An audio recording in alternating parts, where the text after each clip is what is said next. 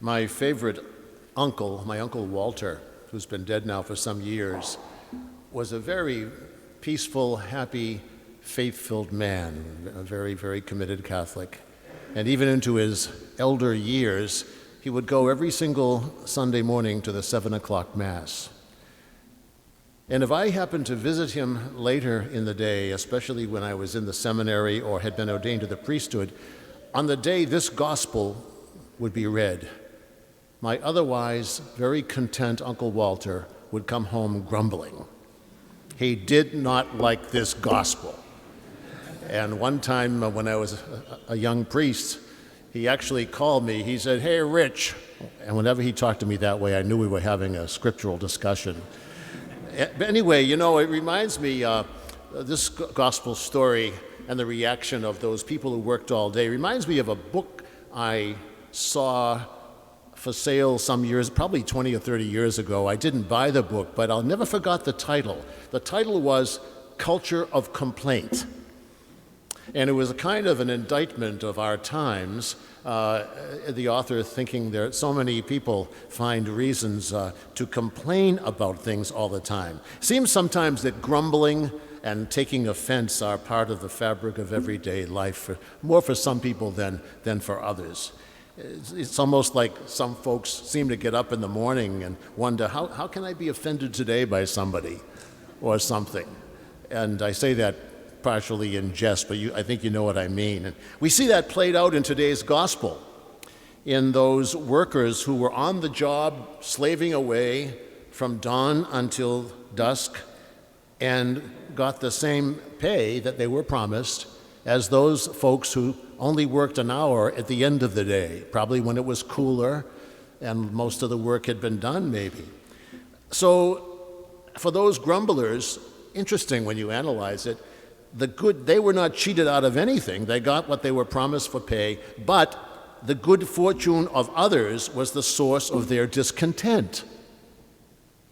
That's something to think about, isn't it? The good fortune of others. And Jesus' words in the gospel hit the nail on the head. So he says, "So you are envious because I am generous?" I think this gospel is meant to shock us, because it bothers many, many people. Maybe some of us right here, right now, are troubled by this particular gospel.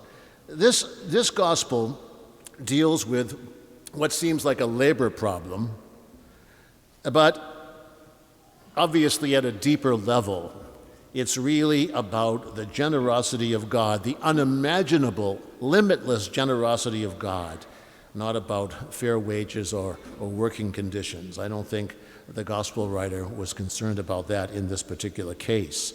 And there's a New Testament scholar, Joachim Jeremias. A lot of the most important Bible scholars in the past were German theologians.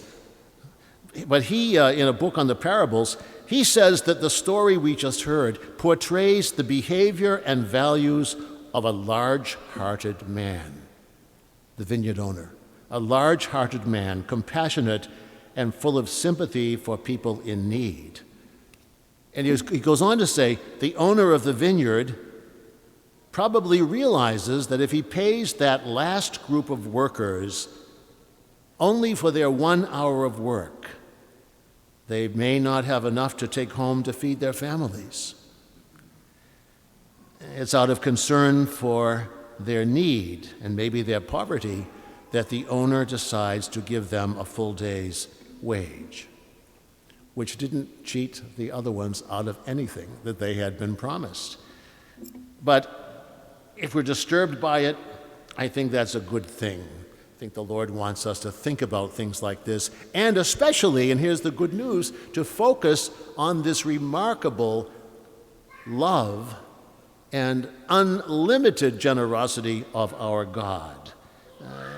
It's almost like Jesus wants to say, don't you see, that vineyard owner is what God, what my Father is like.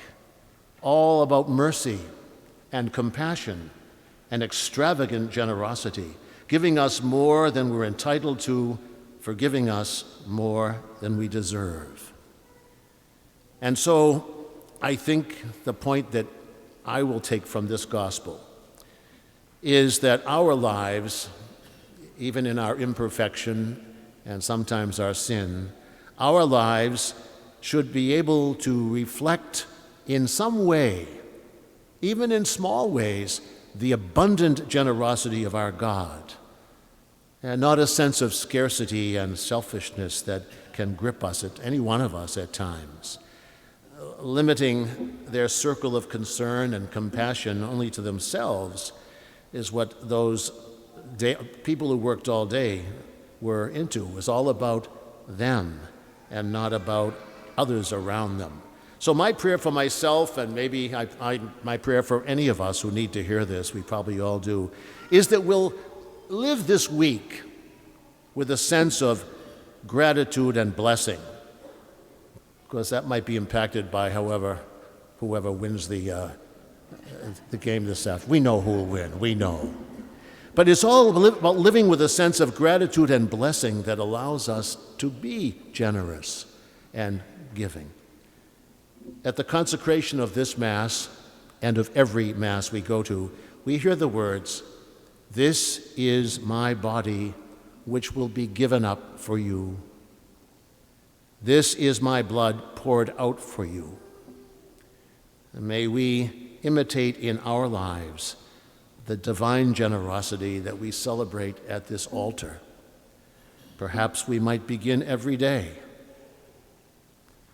by repeating the words we hear in just a few moments at the beginning of the preface. Let us give thanks to the Lord our God. It is right and just.